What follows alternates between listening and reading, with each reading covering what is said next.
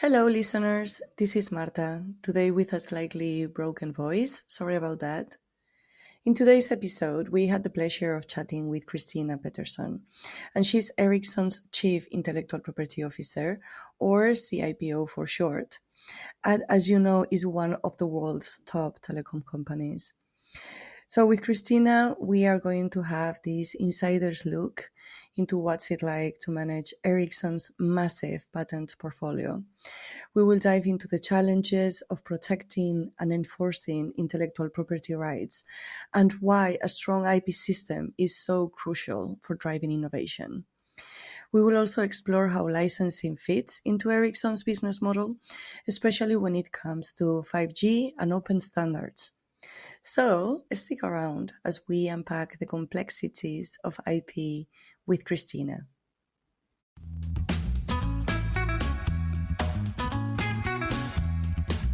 Hello, this is IP Stories by 4IP Council, a podcast about innovation and intellectual property. Join us and you'll hear about the journeys through invention, creation, and IP understanding of our guests. I'm Fernanda. And I'm Marta, and today we are happy to welcome to our podcast Christina Petersson, who is Chief Intellectual Property Officer, or CIPO, at Ericsson. Christina, thank you for coming to our podcast. I think a good place to start is explaining what your position entails. Could you tell us what's like a normal day for you? Yes, of course. And first, I want to say thank you for having me at the podcast. I'm really looking forward to this session. So yes, I'm heading the team of people in Ericsson who are responsible for all IP handling, which basically is handling of the Ericsson patent portfolio. Making sure that we have the right strategies around our patent portfolio, as well as making sure also that Ericsson has the inbound licenses that we need, and enforcing our rights against those that use our patented technology, of course. And that's kind of how I would sum it up. So, yeah, that looks like a lot of responsibility. And just to understand it a little bit better, what sort of decisions do you have to make? I would say it's everything high and low. So a normal day, it could be everything from uh, making a new organization put in place so that we have a good structure for the future challenges, looking into the future, setting long-term strategies, even sometimes thinking about what is it that we're going to do in 2032 or 2030, that type of Whoa. long-term things, as well as it could be something much more simple, like what PCs are we going to use, or what Mhm. screens are we going to have in the office. So, and I would say this is the fun part of my job, that it is involving so many different things. We're such a great team within the company, and we have a lot of discussions around things in the team before we make a decision. So it's very, very seldom that I make a decision on my own. It's always a teamwork. That's very nice because I think it's great when you have a good team that you can also rely on, and it looks like you're very happy with yours. I am very happy, very happy. We have a great team of people who have different skill sets, and we all have a lot of. I think the path to success for a great team is a lot of respect for one another's skills. Yeah. And I think that's what we have. We have a diverse team, women, men, different backgrounds, different skill sets. And I think that's the respect for one another's different things. That what you bring different things to the table. I think that is the path to success. Now let's go back in time. I'm curious to know what influenced you to take this career path. I think the career came to me more than I was seeking it. I'm not the person who was ever seeing myself as climbing the career ladder. Uh, I was much more seeing myself as working with something that I enjoy and I think is meaningful, and with a team of people that I enjoy working with.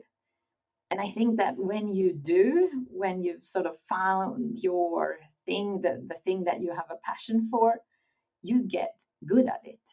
And that is being noticed. And then the career happens. Yeah, that's a great answer. And I love it because I think when you're passionate, when you're interested, that happens sort of automatically. Another thing that I'm curious is if you had any difficulties with the most technical aspects of the agreements, since you mentioned that your team has a lot of people from different backgrounds. I was curious about that. Yes, and that was actually one of the things I was thinking about a lot when I went into this path. That, well, you need to know a lot about patents, you need to know a lot about technology, you have to have business acumen, you need to know the law, and there's widespread in the legal aspect as well. It's everything from contracts to litigation to patent infringement and so on. And it can become very overwhelming when you think about, do I need to know all of this? But I think that's, you have to get to the point where you realize all that skill set is not in one and the same person. So you have Hmm. to feel, you have to trust the people around you a lot. And coming back to this, that everything is a teamwork. So I don't see that as a challenge that I don't have a technical background, because I surround myself with very good engineers. And if there's anything we have in this company, it is very good engineers. Would you say that is how you overcome any possible difficulties that you might had or encountered in the way? Yes, always feel that even in the position I have now, uh, I tell myself every day that I should not be afraid of asking for help. Hmm. Mhm. It's a big company. So go to people, discuss. And when you have a discussion, that's always how you come up with the best ideas anyway. Mhm. I think that's a great sign of being a good leader, to be able to admit one's limitations as human beings and make sure to surround yourself by the right people. And as you mentioned, about like the way you were feeling passionate about your area, I would like to know what is for you the relationship between innovation and intellectual property. Uh, so for me, it's a one-to-one. Mhm. Because no company would actually invest in innovation. I mean, if you compare with Ericsson, we spend around 4.5 billion US dollar in innovation every year. When you do that, you need to know that there is a robust IP system in place, because no company would dare to make those type of large investments unless you know that your inventions will be protected by IP. And that is actually further emphasized by the timing here. You make those investments very early on, so you need full predictability that the robust IP system will stay in place. When we talk about a robust IP system, I think our listeners need to know that licensing is a big part of Ericsson's business model. And would you like to tell them how does licensing work? I know it's a tricky question, but Yes, of course, and maybe to sort of connect back to the question around innovation. Uh, since we're a telecommunication company, uh, telecommunication is based off open standards, and open standardization happens in a very, coming back to the word open, it's in a very open environment where you contribute your best technical innovations to the public, basically.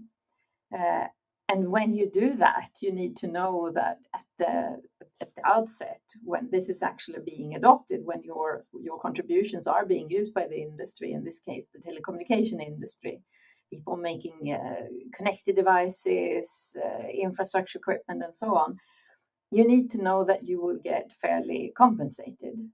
And fair compensation you get by licensing the patents you have on those contributions to the open standard. And could you tell us a little bit about why is it important? Yes, and again, that's to get fairly compensated for the innovations that you make. That's also a very it's a very long process. So Ericsson actually started to think about 5G as a concept and started to work on 5G at the end of 2011. And right now we're still in the licensing process for 5G, making sure that all the devices out there are licensed and that we get fairly compensated. And by that fairly compensation, it of course incentivizes us, and it's revenue that we can invest into new standardization and into new innovations. And in this case, it's of course taking the revenue from 5G and investing into 6G. So I have to say that's something I'm very proud of, because it's how the wheel sort of goes around, and that's how we can see further progress for the greater good, basically, to get to new standards. And for those listeners who don't understand what standards are, perhaps you could just very briefly tell us what's different about the standard patents. Yes, so the difference is, like, if you look at the normal patent system, you would actually make sure that you file patent protection for your innovations that you want to keep to yourself. That's sort of the basic foundation for the patent system to begin with. But open standards is this large technical effort to make sure that all devices can communicate with one another. Basically, you can communicate with a Samsung phone through either a Nokia, Ericsson, Huawei base station, all the way through to an Apple phone. We don't think about that maybe so much today, but that this is this huge ecosystem where everything interoperates with one another, and we don't have to think about it. We don't have to think about what device you have or where you are in the world. I can call you if you're in the US, or if you're in China, or wherever. So of course that's a huge effort made by the industry. But then the industry players all have different investments. And coming back to this, some of the companies like Ericsson are investing heavily into open standards to make sure that we can continue to communicate with one another. And I guess this also helps smaller technological companies because they can license these standards, right? And I can imagine that this would also incentivize more innovation. Yes. So we're at an interesting point in time here where we see more and more connected devices. We see connected vehicles. Your car can connect to the 5G system. So of course that makes this what we call the IoT industry, the perhaps non-traditional telecommunication industry, who are now adopting wireless communication into their devices. This creates a foundation for a lot of investments on top of this as well. And as you say, we have committed to license all our standard essential patents, those patents that read on these open standards, of course, based on fair and reasonable compensation to Ericsson, coming back to that again. But they do have access, and they will take a license and can continue to sell their devices and so on. Okay, great. We'll go back to that. But first, I want to ask you another question, not so related perhaps with open standards and licensing. So, Christina, could you share with us a happy career moment, perhaps like an achievement or something that you are proud of while working at Ericsson, as you have been working there for many years now, right? Yes. So let me begin with, I've been talking about the team, but of course, I'm the most proud of being part of the team that we have in Ericsson, both the IP team and all the inventors that exist in this company. But I also have to say, I'm very proud of being part of this from an early stage when I started in 2002 when we actually didn't have a licensing program. So I've seen things how it started. One of the things, there's a lot of anecdotes that I remember, and of course, a lot of successful deals that we have made that I remember. The recent Apple deal, the recent Samsung deal, and how they came into place. And sometimes you remember also from your work, you remember the times when you have worked the most. When you look back, that's perhaps when you have been the most proud of the results. So I think I have to say those. Of course, there was a lot of effort going into completion of those recent deals.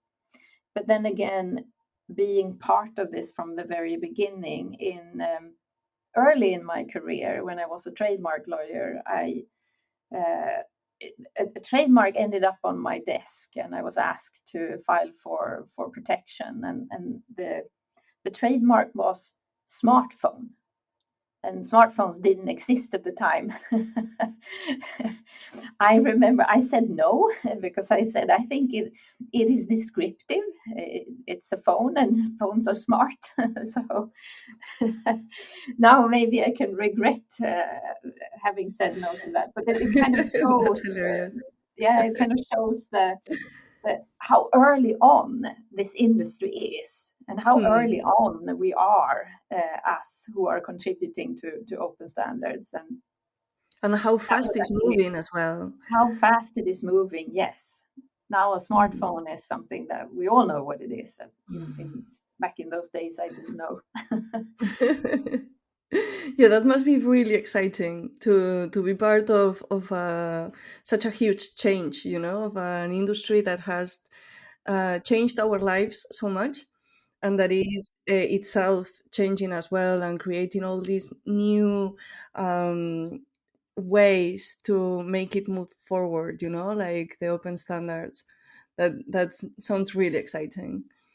Yes, I don't think any one of us could imagine Hmm. making a phone call from a 2G phone, and especially the No fact that way. you couldn't even make a phone call between Europe and and US in those days when you had 2G GSM in Oh, Europe, it's and true. a different technology in the US.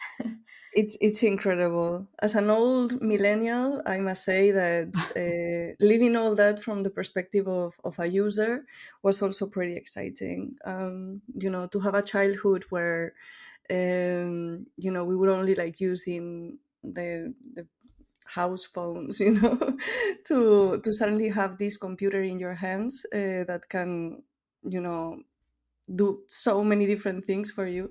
It's just incredible. Yes, imagine not being able to get hold of your kids Yeah. Mm. wherever they are. Going to the other side now, what has been the biggest challenge you had to face up until this point of your career? The biggest challenge I feel is sometimes the frustration I feel. It's the how standard essential patents works and how open standards work is complicated, Yeah. and it is very difficult to explain to people who are not in this line of in this field, working in this field. And sometimes I get very frustrated that there's so many discussions going on where I've been in this business for 25 years now, and I see that that's kind of based on the wrong assumption. That can be very challenging and very frustrating sometimes from time to time, that there's something else going on here that is difficult to communicate. Would you say that is why there's so much debate on this topic, licensing, at the political level? Yes, I think so. In the way I see it, it's almost like two different aspects of one and the same thing. So there's a debate going out on in the public, uh, but there's something else happening between the the different companies. That's a completely different discussion, a much more productive discussion, I would say, a discussion where uh, people are trying to sit down and come to a solution. Two companies who are fighting may say things out in the public where, at the end of the day, you need to reach a settlement here. So you need to have a productive business discussion. And then I would add also, that was one side of it. There's also a different side where I also get very frustrated, and that is with those companies that doesn't see that you need to respect IP and that you need to respect a company like Ericsson that have made all these heavy investments into open standards. Uh, Absolutely. yes, and just thinking short-sighted. I will use all the means I can to try and depress the value because that means I need to pay X dollar less per device instead of seeing the bigger perspective and seeing this long term. You Yeah. contribute to making sure that we will have 6G and Yeah. maybe even say 7G after that. One example, I think, is the vehicle industry who were fighting against paying for using 4G and then later 5G in their vehicles, whereas you see that that is a huge benefit to the vehicle industry having wireless communication implemented into the vehicle. And it's a huge benefit not only to the vehicle industry but to us as consumers.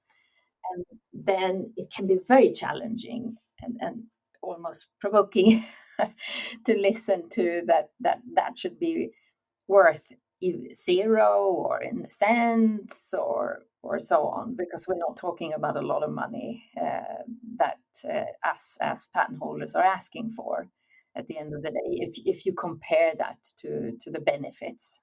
Hmm. I think it's out in the public that the patent pool Avanci, who had more than 50 patent holders involved, were asking for $15 at the beginning of 4G, $15 per 4G connected vehicle for the lifetime of that vehicle for all the patent holders. Yeah, that doesn't seem like a lot. Yeah, I cannot see that that is an unreasonable ask. Mm, exactly.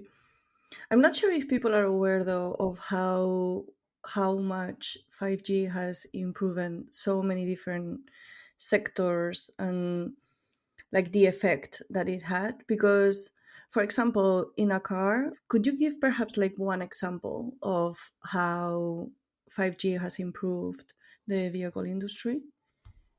Yes, and that's of course everything from the connection between the vehicle industry to the car itself when it's sold, making sure that it has all. Is there something wrong with the car? Does it need to go into service? And all those things, as well as you can connect. Your children can look at their tablets, and all the way up to looking into the future, where we will have autonomous cars and hopefully a lot less car accidents. We have less human errors. It's normally the human errors that causes the traffic accidents. So there's a lot of safety issues involved and a lot of safety benefits that you get. We have a new section on our website. I'm gonna do like a a little promo here about IoT and standards, and we give loads of examples there. So if anyone wants to go take a look, I have one more question for you, Christina, and as you have been in so many different licensing negotiations, I would like to know what is for you the key to have a successful licensing negotiation. So I think the key, one of the Ericsson core values is respect. Mm-hmm. And I think that you need to have respect for the concerns and the pain points of the other party. You have to see it from both perspectives. You cannot only see it from your own perspective. You have to listen and try. And of course, you cannot be accommodating. We just discussed the challenges also with companies that doesn't want to pay fair compensation at all or are trying to hide. But at the end of the day, normally when you do have a productive business discussion, that comes from both parties, respect for one another. So I try to spend a lot of time thinking about that, which is easy for Ericsson because we're also a licensee. We're a licensor, but we're also a licensee selling infrastructure equipment. We also need to negotiate licenses that protect our business as well. But that in general, I see, and then also trying to get to know the people. Everyone is a person. It's not only a company that you meet. You meet people that have families and they have their issues and their joys and so on. So I think what I'm trying to do is establish a relationship with the people that I meet. And that's basically also why I started working for Ericsson to begin with. It's because I like the travel, meeting people from different cultures and so on. And it's exactly what you get to do when you do these licensing negotiations. And it's only a benefit that that happens to be the successful path to making a deal as well. Yeah, that's very lucky, and I love the fact that you mentioned first of all to have that empathy with the other part. I think that's so interesting because I think a lot of people envision these like very aggressive negotiations, and what you are mentioning is a little bit the opposite. Like look at the human side of it, and that we are just like talking with people and trying to understand the other position, and I think that's really good advice. Thank you so much, Christina, for spending this time with us. It's been such a pleasure. Thank you so much for having me. It's been great talking to the two of you. Thank you so much, Christina. Bye-bye. Bye. Bye. Thank you for listening to IP Stories by 4IP Council. Visit our website on 4ipcouncil.eu to find out more and check out the links mentioned during this episode. If you liked it, remember to share and subscribe.